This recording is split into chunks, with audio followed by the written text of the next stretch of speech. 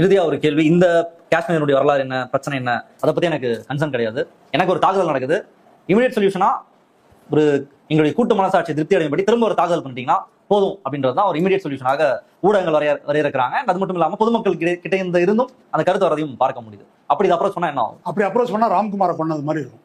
ராம்குமாரை வந்து இப்போ நக்கீரல கூட வந்திருக்குது, உடம்பு பூரா ஷாக் வச்சு கொண்டிருக்கிறாங்க. எப்படி இறந்தாரு, அது மாதிரி ஒரு ஆள் இறக்க முடியுமா? அந்த பெண்ணை கொண்டுட்டாங்க அப்படின்னாக்கா இது ஒரு தனியாக ஒரு கிரைம்.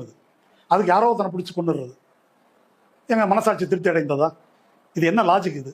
இது ஒரு நபருக்கு நடக்கும்போதே இவ்வளவு வக்கரமா இருக்குது. இது மொத்தத்தில் அப்படி நடந்தாக்க யாரையாவது பிடிச்சி ஃபேக் என்கவுண்டர் போட்டு தள்ளிட்டா முடிஞ்சிருச்சா? அது போல தானே அதனுடைய எல்லாரும் ஃபார்ம் தான் இவங்க சொல்ற வார்.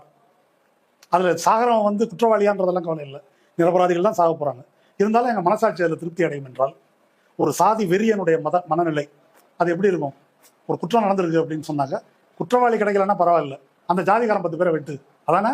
வேற ஏதாவது இந்த இப்படி பேசுபவர்களுடைய கருத்துக்கும் இதுக்கும் என்ன டிஃபரன்ஸ் இருக்குது? அப்போ அதுல இருந்து மக்களை வெளியே மீட்பது தான் நம்ம வேலை. மீடியாக்கள் வந்து அந்த திசையில பேசணும், அந்த திசையில் அல்லாத எதையும் பேசக்கூடாது. பிரபலமா நமக்கு எல்லாருக்கும் தெரிஞ்ச ஒரு உதாரணம், காந்தி கொல்லப்பட்ட போது காந்தியை கொன்றவன் ஒரு இந்து அப்படின்னு அறிவிக்கிறாங்க இல்லையா?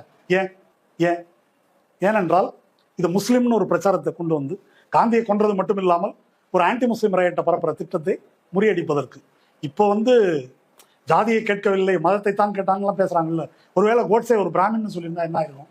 பெரியார் அதை சொல்லக்கூடாதுன்னு சொன்னார். தீவிர பார்ப்பன எதிர்ப்பாளர்னு அவரை வந்து வசைப்பாடுறாங்க, ஆனா அவர் அதை சொல்லக்கூடாதுன்னு சொன்னார். ஏன் சொன்னாரு? கம்யூனிட்டிக்கு எதிரான விருப்பம் மாறிடும் இல்லையா? அது செய்யக்கூடாதுன்னு சொன்னார். அப்போ பெரியார் அன்று எதை செய்தாரோ, அன்று இந்தியா எதை செய்ததோ அதை இன்று நாம் செய்ய வேண்டும். அதுதான் வந்து இதுக்கு தீர்வு. உங்களுடைய ரெஸ்பான்ஸ் வந்து ரேஷனலா இருக்கணும், சயின்டிபிக்கா இருக்கணும். இந்திய மக்கள் அனைவரும் உங்கள் பின்னால் கண்டிப்பாக நிற்பார்கள். எப்போது நிற்பார்கள் என்றால், நீங்கள் இந்தியாவில் உள்ள அரசியல் தலைவர்களை கான்ஃபிடன்ஸ் எடுத்துக்கங்க, பார்லிமெண்ட்டை கான்ஃபிடன்ஸ் எடுத்துக்கங்க. இருக்கிற இன்டெலிஜென்ஸ்லாம் வந்து நீங்க மக்கள் மத்தியில எல்லாத்தையும் ஷேர் பண்ண தேவையில்ல, ஆனா கீ பொலிட்டிக்கல் லீடர்ஸை உங்களுடைய நம்பிக்கைக்கு எடுத்துங்க. மேஜர் டிசிஷன் எது எடுத்தாலும் மக்களுடைய ரெப்ரஸன்டேட்டிவ்ஸுடைய கன்சென்ட்டோடு எடுத்தீங்கன்னா என்டையர் இந்தியாவே உங்க பின்னாடி நிற்கும். எடுக்கிறது ரேஷனல் முடிவா எடுங்க. இந்திய மக்களுக்கும் நல்லதா இருக்கணும், காஷ்மீருக்கு ஒரு நிரந்தர தீர்வு வரணும். இறந்தவர்களை யார் தீவிரவாதிகள் அதை செய்தார்களோ அவர்கள் எங்கிருந்தாலும் தேடி கண்டுபிடிச்சு அவர்களை ஃபைனான்ஸ் பண்ணவங்க, அவர்களை பேக் பண்ணவங்க, அவர்கள் பொலிட்டிக்கல் பார்ட்டிகளா இருக்கலாம், நாடுகளா இருக்கலாம், யாரா இருந்தாலும் கொண்டாந்து சர்வதேசத்தில் அரங்கத்தில் அவர்களை நிறுத்தி அவர்களுடைய எண்ணங்களை துகில் வைத்து காட்டுவதில் இந்திய மக்கள் வந்து உங்கள் பின்னாடி கண்டிப்பாக நிற்பார்கள்.